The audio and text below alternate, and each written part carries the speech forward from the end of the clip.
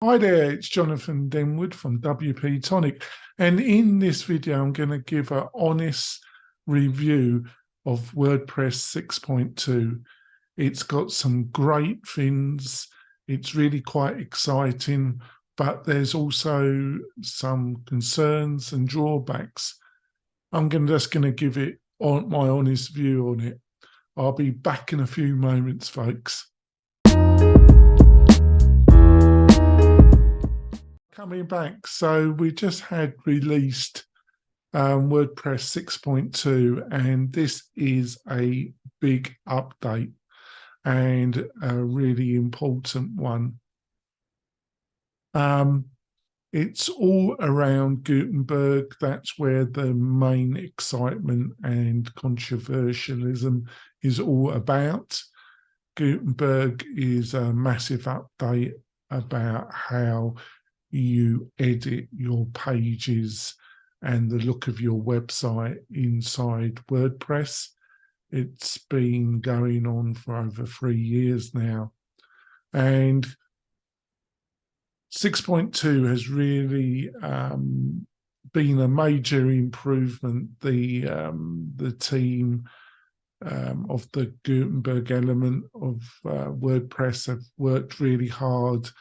There are some real improvements to the UX functionality, the ease of utilizing Gutenberg inside of WordPress. And one of the main areas is the new navigation block, which really make it much more easier to customize navigations, to move different pages in your navigation around with drag and drop. It really is a major improvement. Also, how you can build headers and footers have greatly improved as well. Basically, there's a new feature called style books. This is enables you to see visually how the whole set of styles will affect the look of the website, like H1, H2, H3. It's a really added functionality exclusively for 6.2, and it does really the ability to set global styles, colors, fonts has been greatly improved. One of the drawbacks, though, is that if you've built pages 6 months ago in Gutenberg, a lot of this new functionality will not be available to you. It doesn't mean that your page will be broken if you update, but if you want to utilize a lot of this new functionality, unless you're prepared to build the page out completely again, even though a page that you could have done a month ago, a page that you could have done 3 months ago, you're going to, if you want to utilize a lot of this new exciting functionality, you're going to have to rebuild it. And this has consistently been a pattern with Gutenberg over the past couple of years.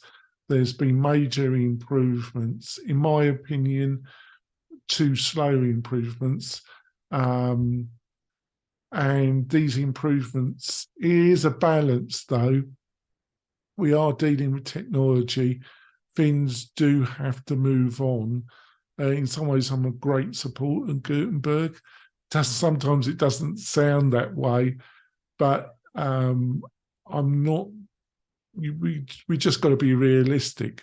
And compatibility and being able, it's been one of the cornerstones of WordPress, which other CRM, open source CRMs, website building platforms haven't adhered to, and they've paid a dear price for decisions that have made it difficult to utilize changes and to some extent have a flawless upgrade experience. these changes in Gutenberg haven't broken things, but that basically you've had to throw out previous work and start from again. And that does happen in technology, but not month after month after month. Also, the other problem for Gutenberg is Elementor, because a lot of this functionality, which is fantastic to see in Gutenberg, has been available in Elementor for quite a while. And Elementor has had its problems, like all page builders, all platforms. It's had certain problems with criticism about speed. But with the latest updates, and fundamentally it suffered a little bit the opposite of Gutenberg. There hasn't been a lot of real improvements until recently with Elementor, and especially with utilising new technology like Webflow, utilising other improvements to CSS, that could make your site a lot quicker. But these changes have recently been applied to Elementor. So to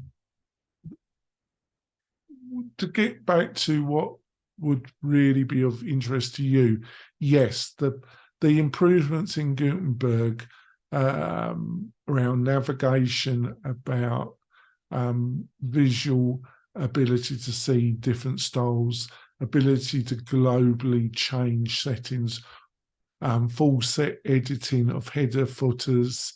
There's a number of other things.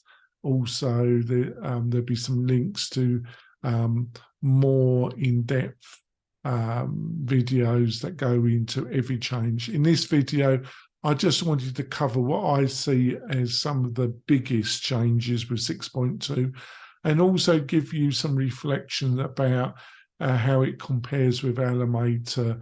And also you've got to understand what you're buying into with Gutenberg. One of the great things with this, you can really see the tremendous power that in the end you're going to get with Gutenberg, and the possibilities are quite exciting. It's just on the other side, and there is no right and wrong here, is that compatibility has been really thrown out with the baby, with the hot water. These kind of really big changes where you can't really upgrade from something you built just a couple months ago, even though your site won't be broken, they're just not available, is of concern. It's always a balance here. But I think, in my opinion, and it's just mine, is this level of incompatibility is concerning. But I'm going to leave it to that. You'll find all the notes in the video description. If you found this video useful, please subscribe to the channel. It really helps me and it encourages me to make more of these videos. Got any questions, leave them in the comments. I always personally reply to them.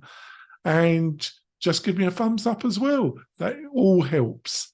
And I'll be back soon with some more videos about WordPress, membership websites, building an online business. You'll find it all on this channel. I'll be back soon, folks. Bye.